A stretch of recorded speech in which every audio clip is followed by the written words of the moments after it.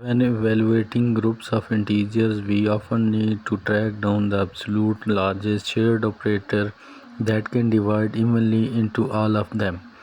This brings us to the highest common factor, universally abbreviated as HCF. In textbook algebra, you will also see this called the greatest common divisor, or GCD. Our algorithm to find it relies on three elegant steps: prime factoring the values, aligning their component strings, and multiplying only the repeating matches.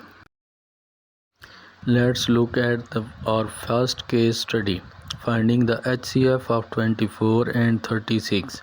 We activate our division ladder routine simultaneously for both numbers. 24 splits continuously down by prime factors into 2, 2, 2 and 3 until we hit 1.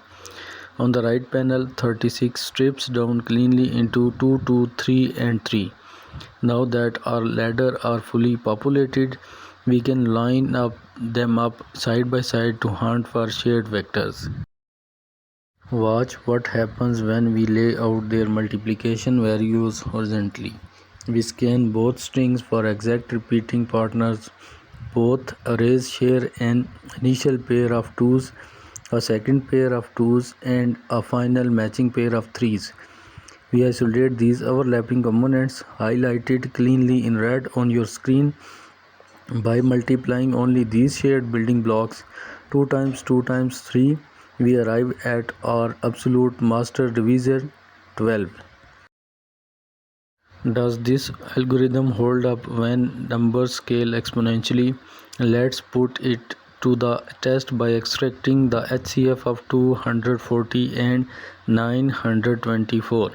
Even though their prime structures look completely mismatched at first glance, we run our sequence scanning line by line. They cross paths at exactly 3 repeating intersections: a pair of 2's, another pair of 2's, and a lone pair of 3's.